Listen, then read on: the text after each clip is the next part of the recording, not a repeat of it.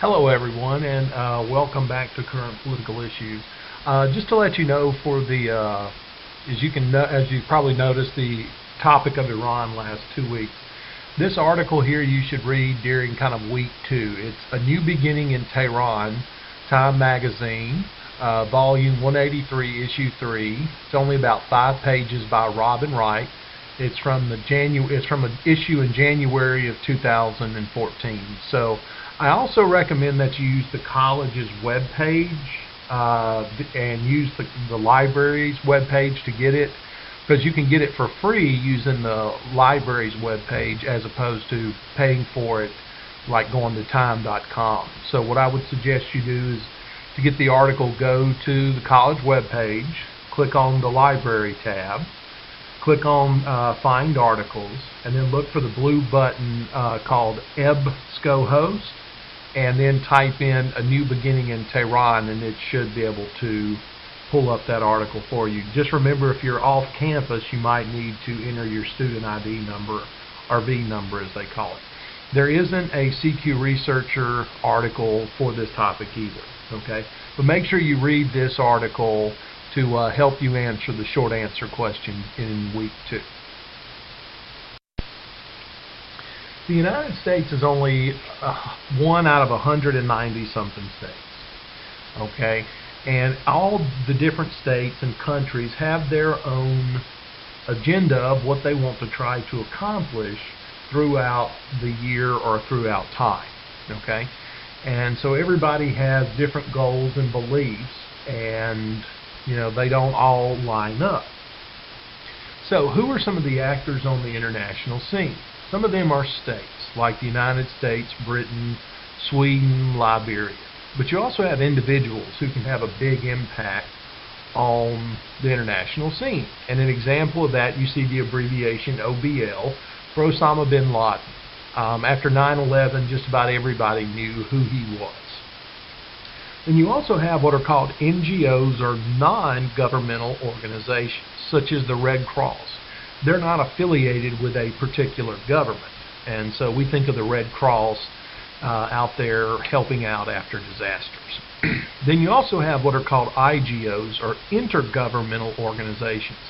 These are organizations such as the UN or the European Union, where governments come together and try and work out common problems or common concerns that they may share. Okay? So hopefully you understand these are the different type of actors on the international scene. So what is foreign policy? It's basically the techniques and strategies used to achieve external goals. What does a country want to achieve around the world? Or what are their goals? Whether it's to have more trade or to have more, open up other markets, things like that. Okay, so that's what foreign policy is. For the United States, our goals are to spread democracy. That came to us from President Woodrow Wilson. And, where we try to help other countries become a democracy. Okay, and the most recent examples have been Iraq and Afghanistan. We also want to spread freedom, and that came to us from President Jimmy Carter. Where people around the world could have the same rights that we have, like freedom of speech, freedom of the press, freedom of religion. We also want to expand trade with other countries to open up that country for U.S. businesses to prosper. Think about when it comes to China. They have over 1 billion consumers. So trading with China opens up opens up 1 billion new people for American businesses. And then also, our goal of foreign policy is, one of them is to always protect our independence. Okay? To make sure that we're not occupied by a foreign country. So the president does have some people to help him out. Now, how does the U.S. carry out those goals? Well, we've got several possible techniques. Okay? We have diplomacy. That's where people from one country meet with another country and try and come up with solutions to problems. We can also use economic aid to change behavior or to keep people behaving. Okay? Money's a powerful motivator, and smaller countries that might need economic help may be willing to do that, so providing economic aid. Then we also have technical assistance. Okay, this is where we may send engineers to go help a project, or we may send Peace Corps people to help out. Now, we also have military involvement, where we actually have military activities. And then we can also use economic sanctions like we did on Iran to try and change behavior. We've made a lot of restrictions as a country on doing business with Iran. So the president is responsible for foreign policy. Remember to keep in mind that when the country was founded, the president was a full-time job while Congress was still a part-time job. So the president was the one on hand, so it was more of a practical matter than anything else. So who helps the president with foreign policy? Okay, he has the National Security Advisor, and the National Security Advisor's job is to pay attention to world affairs and, advise the president on what's going on in those places. We also have the Secretary of State, who's the country's top diplomat, to provide assistance or advice to the president. And then we also have some military folks, the Secretary of Defense, who's head of our military, and then the Joint Chiefs, which are a group of military advisors who can give specific advice to the president about our military capabilities at any given minute. So these folks help the president with trying to make decisions, whether diplomacy would be a good route or using our military would be a route. Those are the things that they help the president make decisions on. Now, when we look at some of our foreign policy as a country, our history, we were kind of born into world affairs. During the Revolutionary War, we got help from the French to help us defeat the British. Okay? And so we were in a way born on the international stage. Now, after we got our independence, our first few presidents were really concerned about getting us involved in other people's conflicts. George Washington called it entanglements to avoid them. He didn't think we should be getting involved in European countries' businesses or affairs. John Adams and Thomas Jefferson also tried to avoid conflict as much as possible because our military just wasn't as strong as it needed to be. Okay? Our military did not have the capabilities in a lot of situations to do what our political leaders would want them to do back during the early years of our country. The Monroe Doctrine was the first time the United States really began to flex its muscle, so to speak. Okay? And this was basically a warning to European leaders to do not set up any more continents in the Western Hemisphere. Okay? As we all know, the British, the Spanish, and other European countries had colonies down in Central and South America. And so we basically said to them, you cannot set up any more colonies, and you don't need to be fighting wars over colonies to European countries. Okay? So that was the first time we really flexed our foreign policy much. Okay?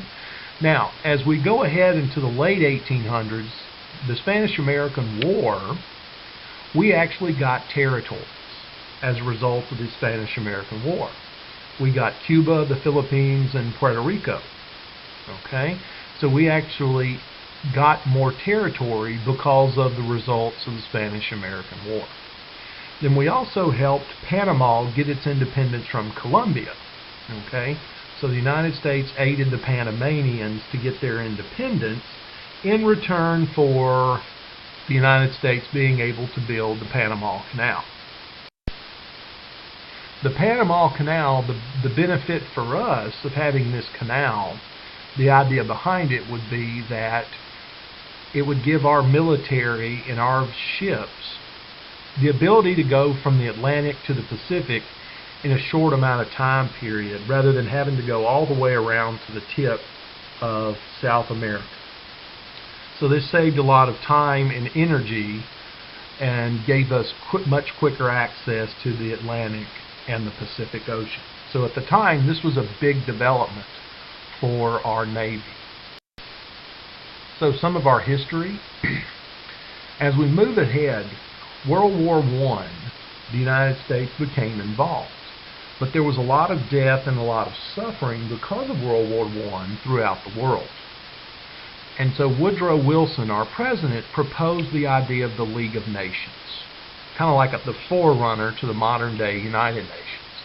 And it was based on the idea of collective security, where the countries would all agree to outlaw aggression towards other countries. And if one country did act aggressive, the rest of the other countries would gang up on the aggressor and punish the aggressor for being aggressive with another country. And that was the basic idea behind it. Unfortunately, the U.S. Senate didn't ratify the League of Nations Treaty. And so the United States became more isolated after World War I. Americans did not want to be involved in other conflicts, so we became more isolated again. Then what's going to happen in the 1930s is you're going to have aggression by Germany, Japan, and Italy. Okay? Japan's going to invade China. Germany's going to start by marching into Czechoslovakia.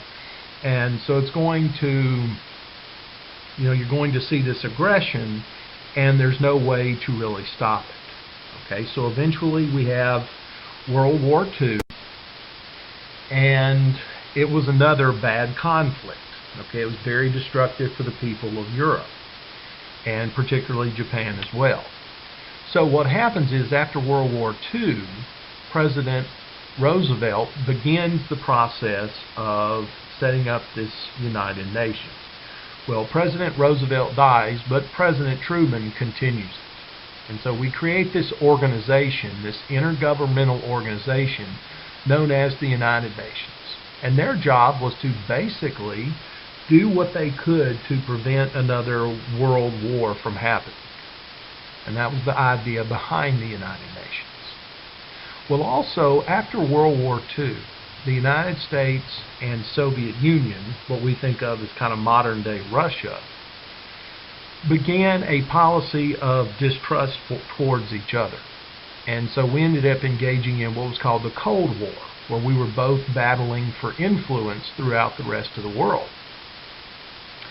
And we fought conflicts in Korea and Vietnam, and then also proxy wars, where we would give aid and weapons to one side of a conflict, and the Soviet Union would give aid to the other side.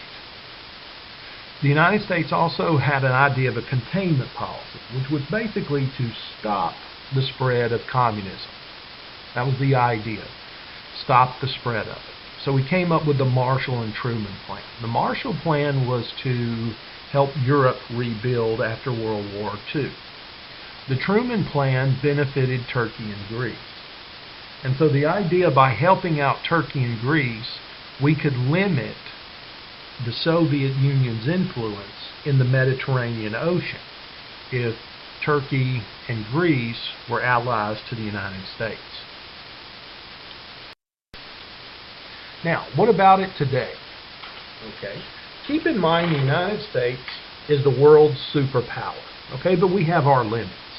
Okay, money is always a concern, and then also, are the American people willing to go through another war?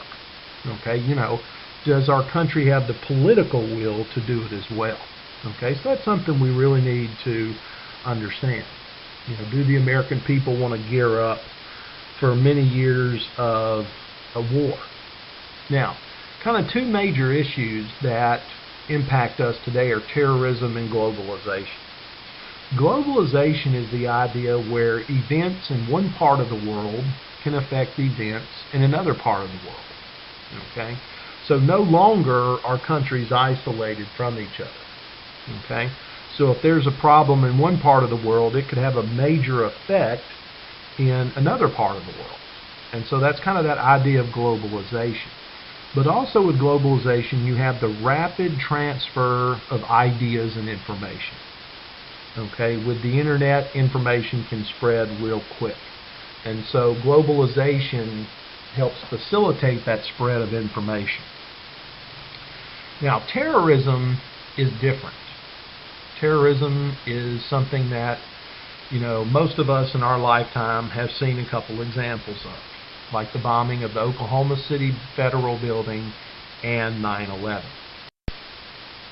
So terrorism is acts of violence against innocent people for political gain. And they can be carried out by people, states, or organizations. An example of an organization would be Al-Qaeda. Okay? And so I have underneath here the mentioning 9/11 and then the Oklahoma City Federal Building. Okay? And a lot of times within terrorism, they want to create fear and also get attention for their cause. And what I mean by that was, not many Americans knew who Al-Qaeda was before 9/11. But after 9/11, many Americans knew who they were. So, now we'll get more specifically to Iran. During World War II, the Iranians sided with the Axis powers, Germany, Japan, and Italy, during World War II. After the wars, or at the end of the war, the United Kingdom, Great Britain, and then also Russia occupied Iran at the end of World War II. Iran was seen as a valuable area because of its oil.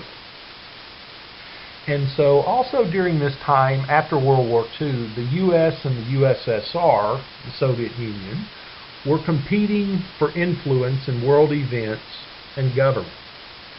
So obviously Iran was an area of serious concern for both the United States and Soviet Union. Now, our first real event occurs in 1953. And so as you can see here, the United States and the UK intelligence orchestrate a coup to oust democratically elected Mohammad Mossadegh out of the Prime Minister's office in Iran. What he wanted to do was nationalize Iran's oil. Basically the idea that the government would run the oil business in that country. But the British and the U.S. both had oil interests and did not want the country to nationalize it. One of the countries at the time, a business at the time, now known as British Petroleum, had a lot of investment in Iran, and they didn't want to lose that investment if they nationalized the industry. Okay? So we helped orchestrate a coup that ousted a democratically elected president, okay, because he wanted to nationalize the Iran oil. And so the United States was worried that Mossadegh would side with communists. And so what we did was we helped reestablish the rule of Shah Pahlavi. Okay? And so rather than having a democratically elected leader, Iran kind of has a military leader ruling the country. The Shah was not a big fan of communism, so that's why he looked attractive to the United States and Britain as a leader. Excuse me there. So, as we move along, Jimmy Carter visited Iran in 1977, and he said Iran is an island of stability in one of the most troubled areas of the world. And a little more than about 2 years later, Iran's going to be an area of serious trouble throughout the world. So 1978 was a good year for President Carter, where he signed a peace agreement with Israel and Egypt to try and help promote peace in the Middle East. However, 1979 is going to be bad. Okay? Now, a lot of Americans lived and worked in Iran before 1975. And their leader, the Shah Pahlavi, despised the USSR. So we liked the Shah. And we also had a lot of oil interest in the country. But what we have to keep in mind here, the Shah was a repressive leader and used torture to punish his political opponents. So a lot of the average everyday Iranians did not care for the Shah and wanted him out. And they saw the United States as somebody who was helping prop up this leader. And so that's why there was hostility towards us. Now, after Jimmy Carter left Iran, the Shah wrote a letter calling the Ayatollah Khomeini anti-Iranian. And Khomeini was an exiled religious leader who was very popular in Iran. But Khomeini had been kind of exiled by the Shah. And so students began protesting the Shah, and the police massacred these protests. And so the violence within Iran is going to increase between 77 and 79, shortly after Carter leaves.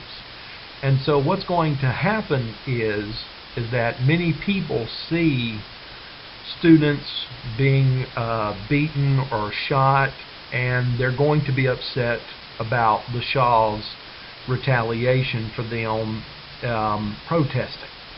So what happens is that the violence continues in this country.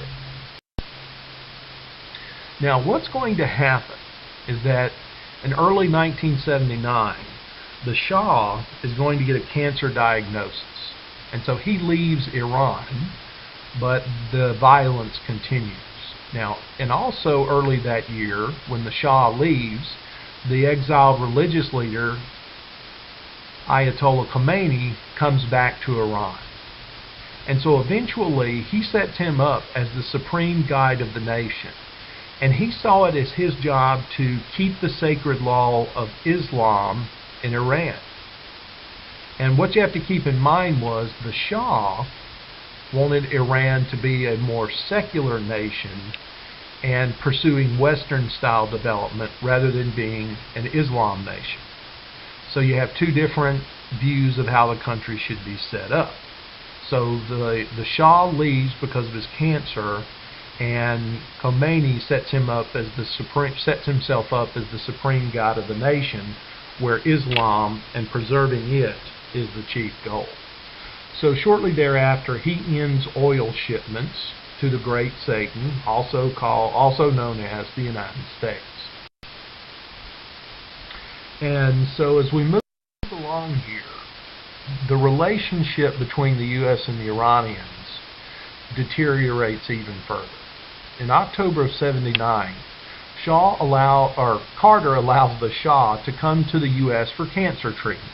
Many Iranians were upset and saw this as a way for Carter to protect the Shah, and the Iranians wanted him to be turned over to be tried for crimes against the Iranian people. Okay, Carter saw it as a humane gesture. The Iranians viewed that as a way to protect the Shah from any kind of prosecution by the Iranians. So what's going to happen? In November 1979, Iranian students storm the U.S. Embassy in Tehran and take hostages. They're going to be held for over 440 days in Iran. So this is a famous image of Americans being escorted out of the embassy, being blindfolded and captured. So this is a famous image here of the Iranian hostage crisis. Those of you who've seen the movie Argo with Ben Affleck will know that this is kind of the main idea behind the story, the Iranian embassy being taken over by the Iranian students. So, in return to let the hostages go, Iran asked that the Shah be returned for trial. Okay, the United States does not allow that, and so the hostage crisis remains. Well, also in 1979, the Soviet Union invades the neighbor of Iran, Afghanistan. And so the crisis drags on for more than a year, and is one of the events that caused President Carter to lose re-election in 1980. So, with the crisis dragging on, President Carter tries to do something. So we have Operation Eagle Claw, where they tried to rescue the hostages. But unfortunately, they ran into some bad wind and a sandstorm, and the mission failed. And a few Americans were killed in the process. And so that hurt Carter's credibility and kind of gave the Iranians a small morale boost because of the failure of that operation. So, in return, the United States put economic sanctions on Iran. Okay? And in the 90s, when they began developing their nuclear program, we put more sanctions on them. And so their economy in Iran has had a lot of problems because of the sanctions. And we've hurt them economically, scientifically, and also as well militarily because of Iran's nuclear program. The Iranians insist that it's for energy and peaceful purposes.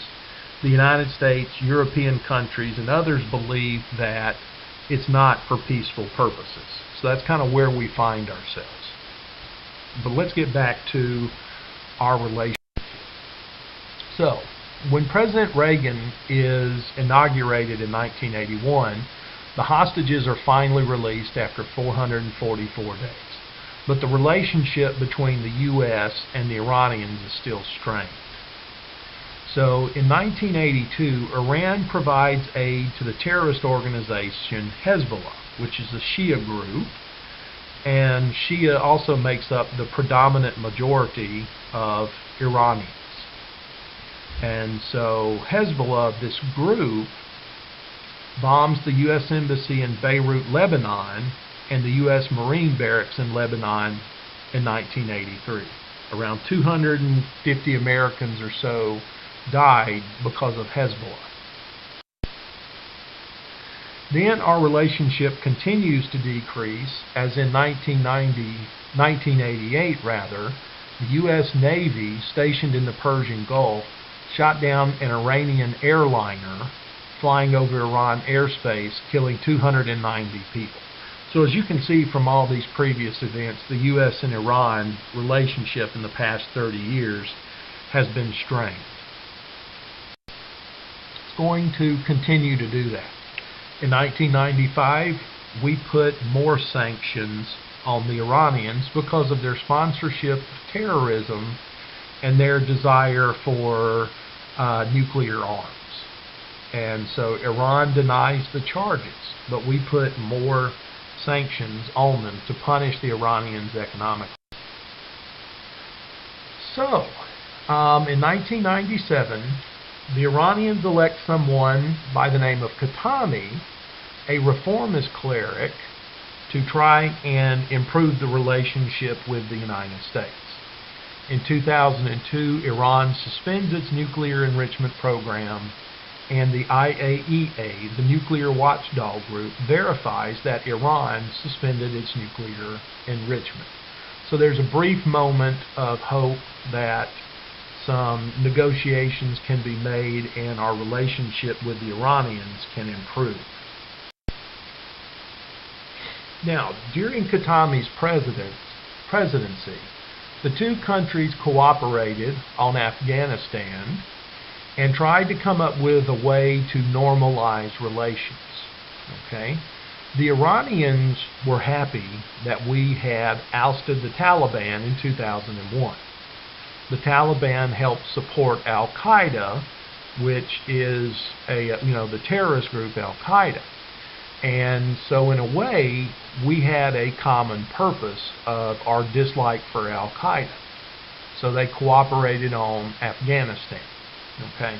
But when President Bush made his Axis of Evil speech, the progress began to slow down and even turn backwards. Okay? The United States believed they were working on a nuclear program, and also we believed that the Iranians were hiding Osama bin Laden's brother.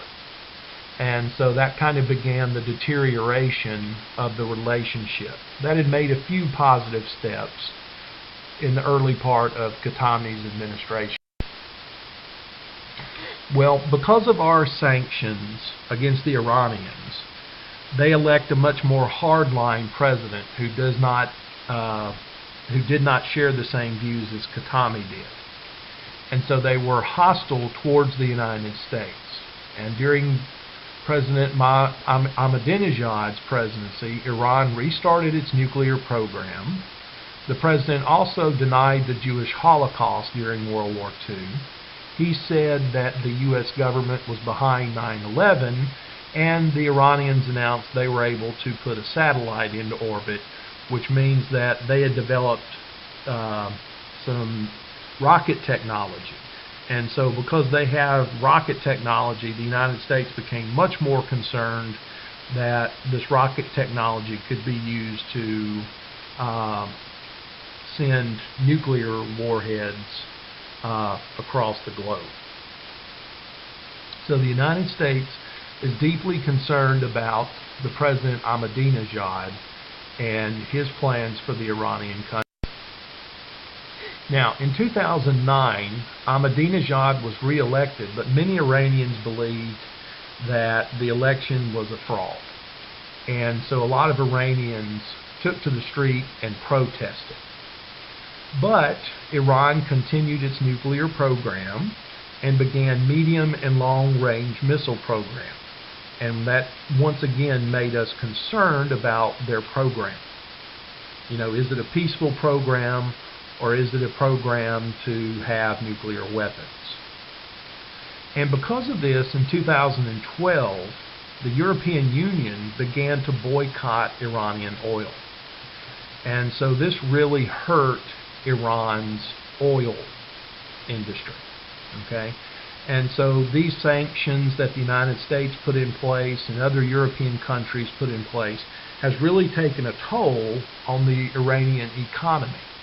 And so the Iranians in 2013 elected somebody who was willing to work to try and do something to end some of the sanctions that the United States and European countries had put on the Iranians. Those sanctions were really hurting their economy. So Rouhani wins the election and, makes some overtures to the United States that, there is possibility of reaching an agreement. Okay? So in September of 2013, Iran frees some political prisoners as a gesture of goodwill. So also in 2013, the president, Rouhani, tells NBC that Iran will never build nuclear weapons and repeats the offer of time-bound results-oriented talks on the nuclear question. And so Rouhani's idea is that they will limit their nuclear program to energy in return for limiting these sanctions. But the problem here has just been an atmosphere of distrust for the past, 30-something years. Okay, ever since 1979, our relationship has deteriorated. And so, both sides are saying the right thing, but only time will tell.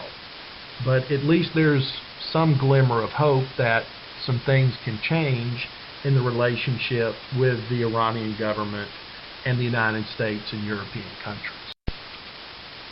So, is there a brighter future with Iran? Well, we don't know at this point. In 2013 November, Iran agrees to curb its uranium enrichment above 5% and give UN inspectors better access in return for about $7 billion in sanctions relief. So suspending the enrichment program, and in return the United States and other countries will ease up some of the sanctions. And this is a temporary 6-month agreement. And the agreement started on January 21st, 2014. So right now, the United States and European countries and China and France will be meeting soon with the Iranians to try and come up with more permanent agreements to get them to suspend their uranium enrichment project. And so that's kind of where we find ourselves right now, folks. I mean, honestly, we don't know. Some people are hopeful, but some people are skeptical of the Iranians. So we really don't know at this point what's going to happen. Will we have a brighter future and more open with Iran, or will it continue to be hostile as it has over the past 30 years? Honestly, we just have to wait and see what's going to happen. Both sides are suspicious of the other, so that may slow things down. But I guess the good news is they've at least started talking to each other and trying to come up with some agreements. So as you can see here, here's a practice question for you to take a look at and see if you can answer.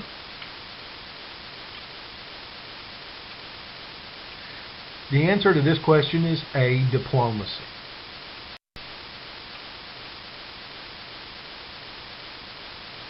The answer to number 2 is economic aid. The answer to this question was the idea of collective security. Okay, and remember, that's the idea of all nations will agree that aggression is bad and punish somebody else who is aggressive.